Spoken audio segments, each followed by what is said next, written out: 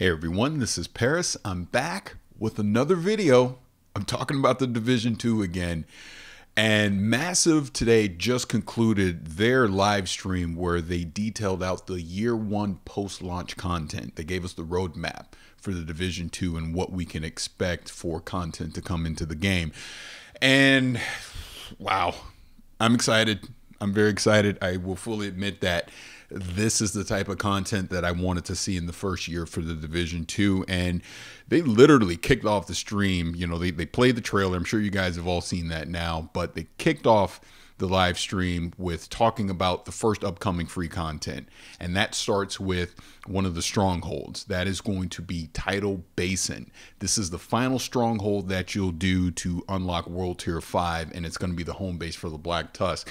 And kind of one of the questions that I've had leading into this, what exactly are the strongholds going to be? And they talked about it a little bit, but they're basically saying this is going to be some of the harder content that you'll experience in the game. Each faction is going to have their own stronghold, and obviously it's going to culminate with the Black Tusk and unlocking or defeating their stronghold and unlocking World Tier 5. So I'm excited. I guess if I had to equate this to something like Destiny, I would imagine this would be, I don't know, like maybe the Shattered Throne Dungeon type of difficulty, maybe a Nightfall, something like that, Nightfall Strike. So I guess we'll have to see once we actually start playing this when the game comes out. So that's the first bit of free content that we're going to get in year one, which, by the way, all the year one content is free. So if you buy the standard edition of the game, you're going to get all this content for free. So next thing they talked about was the 8-man raid. And you guys know I love to raid. So the first raid that we're going to get, 8-man raid in the Division 2, is going to be called Operation Dark Hours.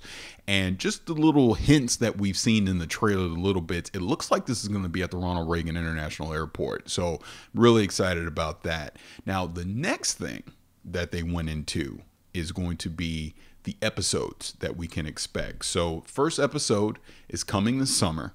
And that episode is going to be called DC Outskirts Expeditions.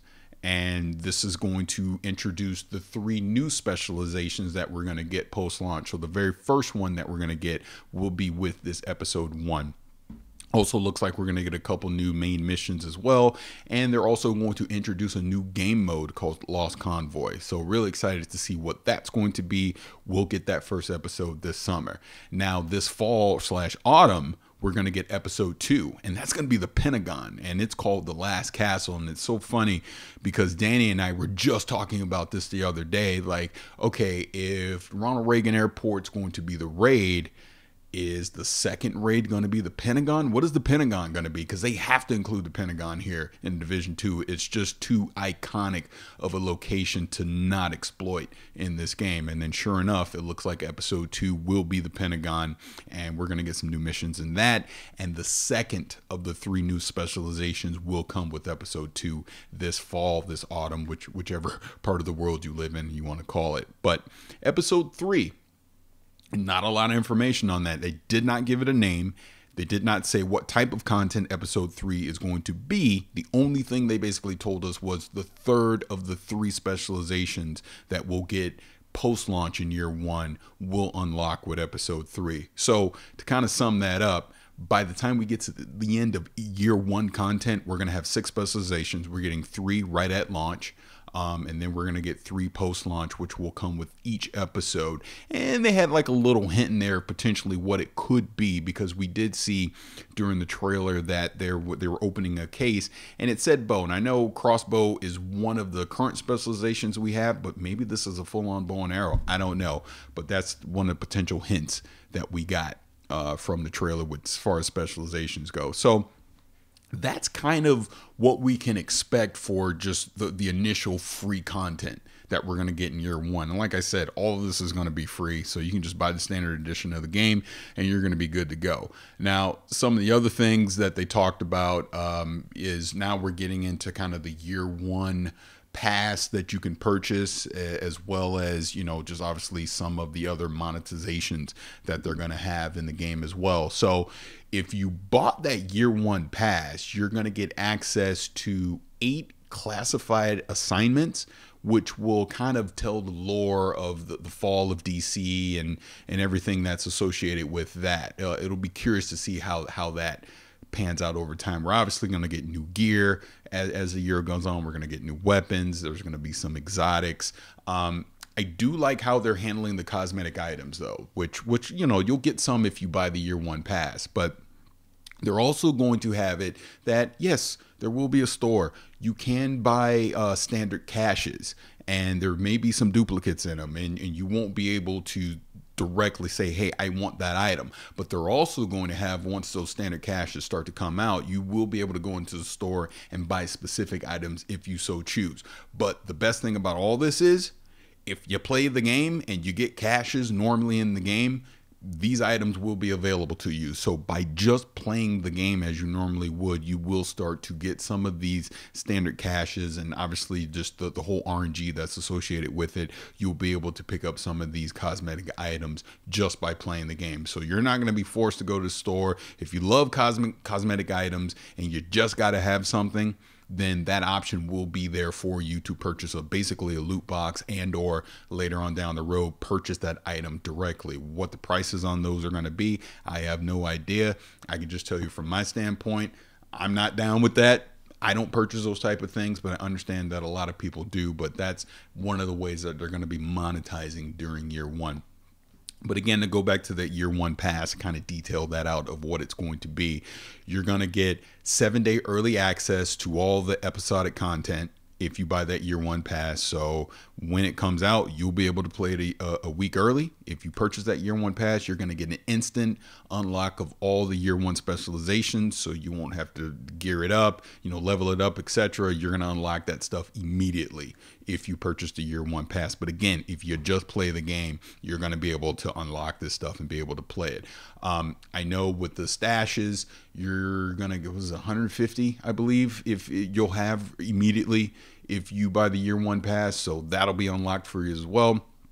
Like I said before, you'll have exclusive access to the classified assignments.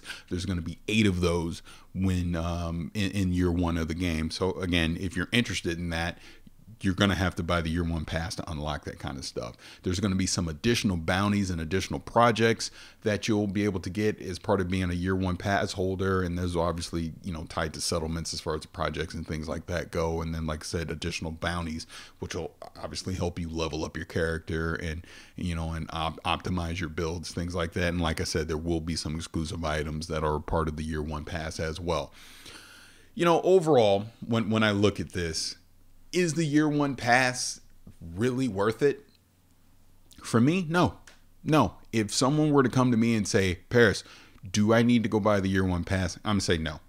Just buy the standard edition of the game. You're going to be fine. But if you want that 1 week early access to some of the episodes, if you really care about the exclusive cosmetic items that come with it, if you care about discovering these classified assignments in game, then knock yourself out. Go buy that year one pass. And they've even said they're going to make the year one pass as a standalone purchase down the road during year one. So if you've not bought like the Ultimate Edition or Dark Zone Edition or something like that that comes with the year one pass, you will be able to buy it later on and be able to have access to this content as well. So overall, you're not being forced into anything. If you want to buy it, buy it. If you want to buy these standard caches, if you want to buy these cosmetic items directly, you can do it. But all of this stuff is obtainable by just playing the game. And that's how it should be. To me, this is the right way to do it. This is the right way to say, hey, if you don't have patience, if you want to get it right away, you can go do that. But if you just want to play the game, have fun, and have these items, you know, unlock for you just through the natural progression of the game, you can do it. So this is great. So overall, when I look at this stream and what they announced today, I'm super excited. The strongholds really intrigue me on how those are going to work out. Not just the Black Tusk one that we're going to get, you know, unlock World Tier 5, but obviously with the other ones that we're going to see with the rest of the factions. Very excited to see what an 8-man raid in the Division 2 is going to look like. What is Massive's idea for a raid? How does that cooperation and communication going to work in a division versus how it's worked in a game, obviously like Destiny that I've been playing for the past few years. So really excited about that. I look at these episodes that are just going to extend the story and tell more of this world of the Division 2 excites me. Really looking forward to seeing what these other specializations are going to look like. We're getting new game modes throughout the year. It's a beefy package. It really is. It really is. I've said this before, but 18 months ago, if you would have told me that I would have been excited about the Division 2, I'd have laughed in your face. I was not a fan of the first game initially. It took me a couple years to actually finally sit down, start playing it after Massive and Ubisoft worked on refining the first game and listened to the community and fix the issues that it had. Really had a blast toward the end of the life of the first game. And then obviously at E3 last year, they debuted a Division 2, and just the sales pitch that they gave us at the time really hooked me.